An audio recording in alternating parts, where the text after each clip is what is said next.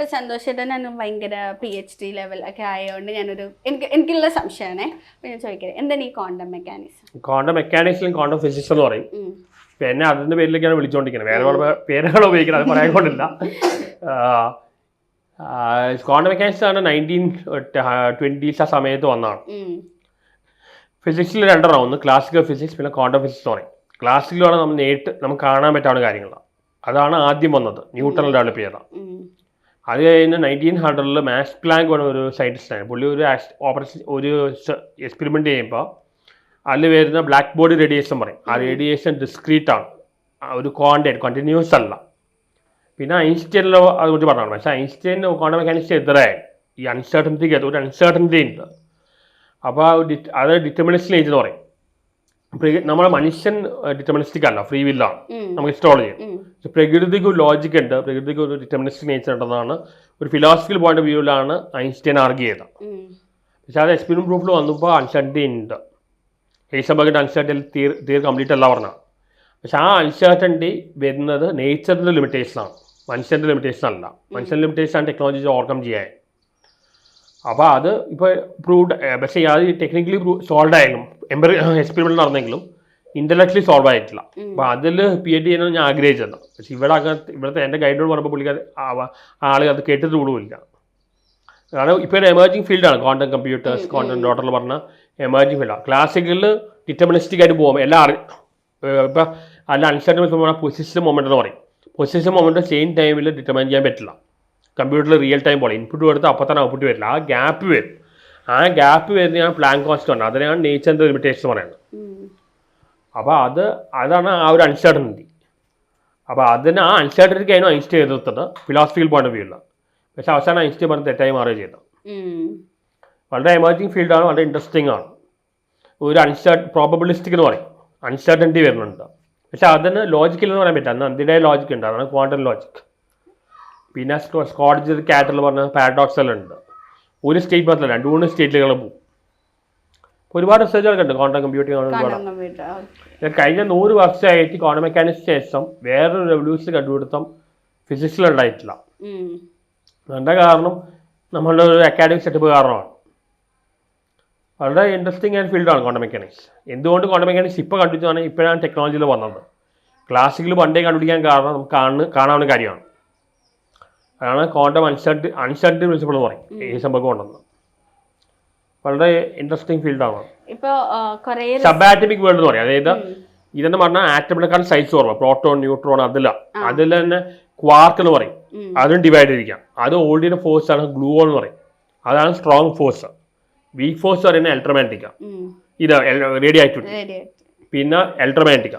ഇത് മൂന്നും ചേർന്നാണ് ക്വാണ്ടം. അത് ഗ്രാവിറ്റി ആയിട്ട് ക്ലാസിക്കലായിട്ട് കമ്പൈൻ ചെയ്യണം. തിയറി ഓഫ് എവരിത്തിങ് ആണ് ക്ലാസിക്കൽ ക്വാണ്ടം കമ്പൈൻ ചെയ്യാൻ ഐൻസ്റ്റൈൻ 30 വർഷം ശ്രമിച്ചാണ്. ഹോക്കിങ്ങിൽ ശ്രമിച്ചു, പക്ഷെ നടക്കുന്നില്ല. പിന്നെ സയൻസിന്റെ കാര്യം വരുമ്പോൾ എപ്പോഴും എവിഡൻസ് വേണം. നൊബേൽ പ്രൈസ് കൊടുക്കുമ്പോഴും മാത്സിന് നൊബേൽ പ്രൈസ് ഇല്ല, ഫീൽഡ് മെഡലാണ്. കാരണം മാത്സിന് എംപിറിക്കൽ എവിഡൻസ് ഇല്ല. ആ എവിഡൻസ് വന്നാൽ മാത്രമേ ഇത് കിട്ടുള്ളൂ. അപ്പോൾ ഈ തിയറി ഫിസിക്സിൽ പറയും ഐൻസ്റ്റൈനെല്ലാം മാത്തമാറ്റിക്കലി ഡീൽ ചെയ്താൽ തിയറി ഫിസിക്സിലേക്ക് ഇത് കിട്ടാൻ ബുദ്ധിമുട്ടാണ്. ഐൻസ്റ്റൈൻ നൊബേൽ പ്രൈസ് കിട്ടാൻ കാരണം പുള്ളി അത് എക്സ്പെരിമെന്റലി നേരത്തെ വേറെ ആൾ ചെയ്തതാണ്. ഹോക്കിംഗ് ഇപ്പോൾ വേർ മോഡൽ പറയുന്നുണ്ട്, അന്ന് മാത്തമാറ്റിക്കൽ എവിഡൻസ്, തിയറിറ്റിക്കൽ എവിഡൻസ് ഉണ്ട്, പക്ഷേ എംപിറിക്കൽ എവിഡൻസ് വന്നിട്ടില്ല. സയൻസിലല്ല എവിഡൻസ് ആണ്, എക്സ്പെരിമെന്റ് അല്ലെങ്കിൽ എംപിറിക്കൽ പറയും. പക്ഷെ ഫിലോസഫി, മാത്സ്, ലോജിക് അങ്ങനെയല്ല. അവിടെ എക്സ്പെരിമെന്റ് അല്ല, തോട്ടാണ്. അപ്പോൾ ഫിലോസഫി, മാത്സ്, ലോജിക് അല്ല, നോൺ സെൻസിക്കൽ, ഫാക്ച്വൽ അല്ല. ഫാക്ട് എന്ന് പറയുന്ന ഒബ്സർവേഷൻ ആണ്, റീസണിങ് അല്ല, തോട്ടല്ല. ഇപ്പം ഈ അരിസ്റ്റോട്ടിൽ തന്നെ ആദ്യം ഈ ഫ്രീ ഫോളിംഗ് ഉണ്ടല്ലോ, ഈ ഫ്രീ ഫോൾ ചെയ്യുമ്പോൾ ഈ വെയിറ്റ് കൂടിയ സാധനം ആദ്യം എത്തുകൊണ്ടാണ് അരിസ്റ്റോട്ടിൽ ആദ്യം പറഞ്ഞത്. അത് തോട്ടൽ എന്ന് പറഞ്ഞാണ്. പക്ഷെ അത് എക്സ്പെരിമെന്റ് ചെയ്തപ്പോൾ ഗലീലിയോ പറഞ്ഞു മറ്റേ ഫെദറാണ് ആദ്യം വരുന്നത്. അപ്പോൾ അങ്ങനെയാണ് മോഡേൺ സയൻസ് വന്നത്. ഗലീലിയോ സയൻസിലേക്ക് എക്സ്പെരിമെന്റും മാത്സോടെ ആഡ് ചെയ്തത്. അങ്ങനെ ക്വാണ്ടം മെക്കാനിക്സ് പറഞ്ഞ എമർജിംഗ് ഫീൽഡാണ്. മാക്സ് പ്ലാങ്ക്, ഐൻസ്റ്റൈൻ ഒരുപാട് കോൺട്രിബ്യൂട്ട് ചെയ്യുന്നുണ്ട്. പക്ഷെ ഐൻസ്റ്റൈൻ പറഞ്ഞാൽ മുന്നേ തെറ്റായി മാറിയിരിക്കുകയാണ്.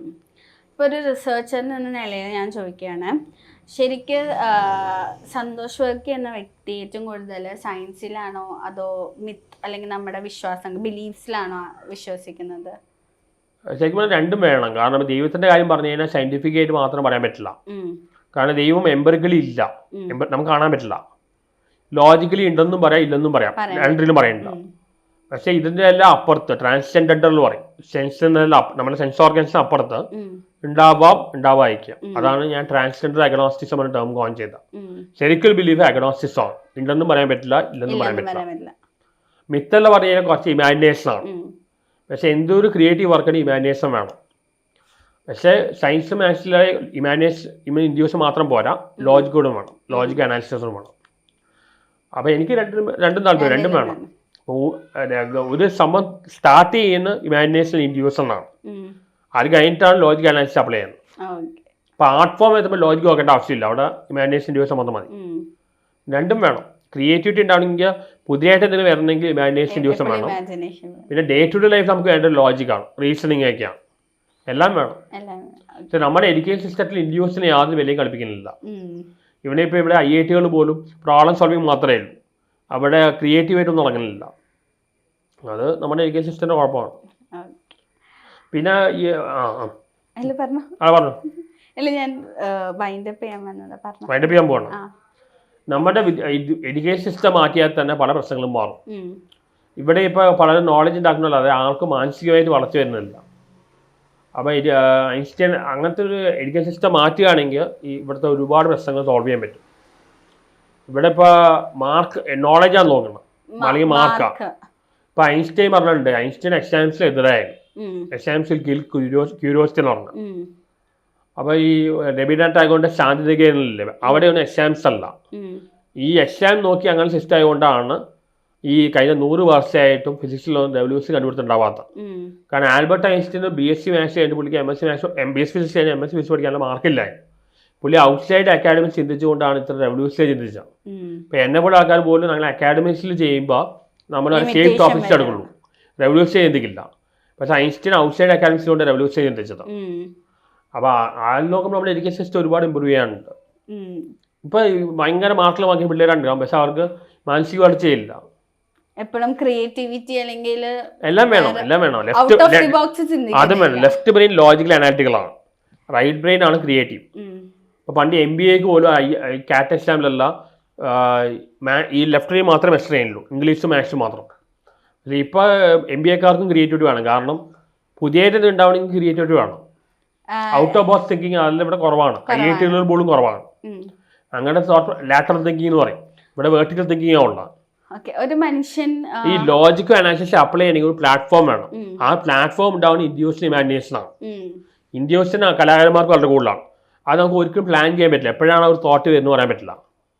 ഇപ്പോൾ ഒരു മനുഷ്യൻ 100% ബ്രെയിൻ യൂസ് ചെയ്താൽ എന്തായിരിക്കും എന്ന് ആലോചിച്ചിട്ടുണ്ടെങ്കിൽ മനുഷ്യൻ്റെ ഇപ്പൊ ബ്രെയിൻ യൂസേജ് കുറഞ്ഞു വരികയാണ്, ടെക്നോളജി വന്നോടെ ഇപ്പൊ ഉപയോഗിക്കാം. ഐൻസ്റ്റൈൻ പോലെ 1/11 ഉപയോഗിച്ചിട്ടുള്ളൂ. ഉപയോഗിക്കണമെങ്കിൽ ശരിക്കും ഉപയോഗിക്കാം. പക്ഷെ നമ്മളൊരു കാലഘട്ടം കഴിഞ്ഞ് ഇതിൽ മാറി പിന്നെ വേറെ പല ലൈഫിലേക്ക് പോവുകയാണ്. നമ്മൾ ഉപയോഗിക്കുന്ന നമ്മുടെ ബ്രെയിൻ കപ്പാസിറ്റി വളരെ ഹൈ ആണ്, പക്ഷെ നമ്മുടെ തിങ്കിങ്ങിൽ ഒരുപാട് പ്രശ്നമുണ്ട്, ഫൈനൈറ്റ് ആണ്. പല ചോദ്യങ്ങൾക്ക് ഉത്തരവില്ല. ഇപ്പോൾ യൂണിവേഴ്സിറ്റി ഒറിജിനെ കുറിച്ച് തിയറി ഉണ്ടാക്കാൻ ബുദ്ധിമുട്ടാണ്. കാരണം ഒന്നുമില്ലായ്മ എന്തുണ്ടാവും, ഉണ്ടെങ്കിൽ അത് അവിടെ നിന്ന് ഉണ്ടാവും. അതേപോലെ തന്നെ മരിച്ചതിന് ശേഷം എന്താ സംഭവിക്കണം, ഇങ്ങനെ പല ചോദ്യങ്ങൾക്ക് നമുക്ക് ഉത്തരവില്ല. അതല്ല എനിക്ക് തോന്നുന്നു ഈ കോഴിമുട്ടയുടെ ഇടയിൽ ഉള്ളു കോഴിക്കുഞ്ഞെന്ന് അത് പൊട്ടിക്കുമ്പോൾ പുറത്ത് വരുമ്പോഴാണ് പുറംലോകം അറിയുന്നത്. മേ ബി നമ്മുടെ മരണശേഷം നമുക്ക് ഇതൊരു ഉത്തരം കിട്ടാം. പല ചോദ്യങ്ങൾക്കും ഉത്തരവില്ല, കാരണം നമ്മുടെ ഫൈനൈറ്റ് മൈൻഡ് കൊണ്ട് എത്ര അതിപ്പോൾ ഐൻസ്റ്റൈൻ ആയാലും ന്യൂട്ടൺ ആയാലും ആൾക്കാരും പറ്റുന്നില്ല. ചില ചോദ്യങ്ങൾക്ക് ഉത്തരവില്ല. അപ്പൊ ഇപ്പൊ പറഞ്ഞ പോലെ തന്നെ ഒരു കോമാളി മാത്രല്ല, ഒരുപാട് കാര്യങ്ങൾ അറിയുന്ന ഒരു മനുഷ്യനും കൂടിയാണ്, ഒരു ഇന്റലക്ച്വൽ പേഴ്സൺ കൂടിയാണ് സന്തോഷ് വർക്കി എന്നാണ് ഇപ്പൊ നമുക്ക് തെളിയിച്ചു തന്നേക്കണത്. കാരണം ഒരു ആൾക്കും ഇത്രയും കാര്യങ്ങളും ചുമ്മാ പഠിക്കാണ്ട് എന്തായാലും മനസ്സിലാവത്തില്ല. അപ്പൊ അങ്ങനെ ഒരു കാര്യം കൂടെ ഈ ഒരു സന്തോഷ് വർക്കി എന്ന ആൾക്ക് അറിയാന്നും കൂടിയാണ് ഇപ്പൊ തെളിയിച്ചത്. ആ ഒരു പാർട്ട് ആരും കണ്ടിട്ടില്ല, അതുകൊണ്ടായിരിക്കാം. അപ്പൊ അതുകൊണ്ടായിരിക്കും അപ്പൊ ആളൊരു കോമാളി മാത്രല്ല,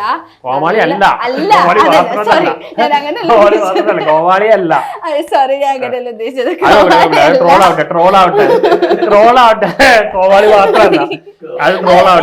എന്നെ സ്ലിപ്പ് ഓഫ് ടങ്.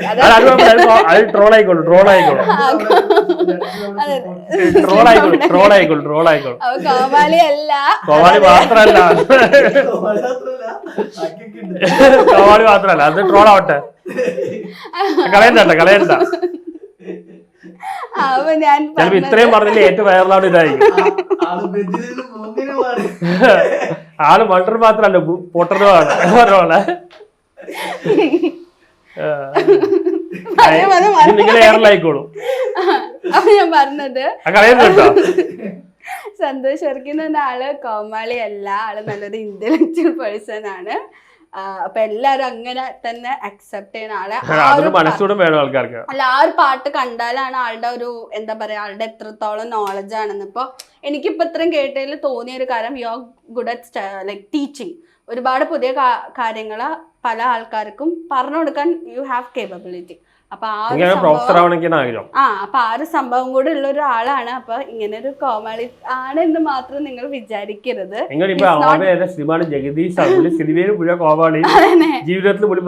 പ്രൊഫസർ ശരി, അങ്ങനത്തെ പല ആൾക്കാരും ഉണ്ട്. അപ്പൊ ജഗദീഷിന്റെ പണ്ടല്ല കാണുമ്പോൾ കോമാളി പുള്ളി അങ്ങനെയല്ല. അതുപോലെ ശ്രീനിവാസൻ എനിക്ക് വളരെ ചിന്തിക്കുന്ന നന്നായി പറയുന്നത് നമ്മൾ കോമാളിയായിട്ട് വെച്ചത്. അപ്പൊ എന്താ പറയാ, അപ്പൊ ഈ സന്തോഷ് വർക്കിന്ന് അതെ, അത് വേറൊരു വേർഷൻ ആണ്. പക്ഷെ അത് അല്ല ശരിക്കും ഈ സന്തോഷ് വർക്കിന്ന് പറയാണ്. അപ്പൊ ശ്രീനിവാസനും ജഗദീശനും ആൾക്കാർ തിരിച്ചറിയട്ടെ. അതെ, ഇനി ആൾക്കാരെ തിരിച്ചറിയട്ടെ എന്ന് എന്താ പറയാ പ്രതീക്ഷിക്കുന്നു. Thank you so much. ശരി.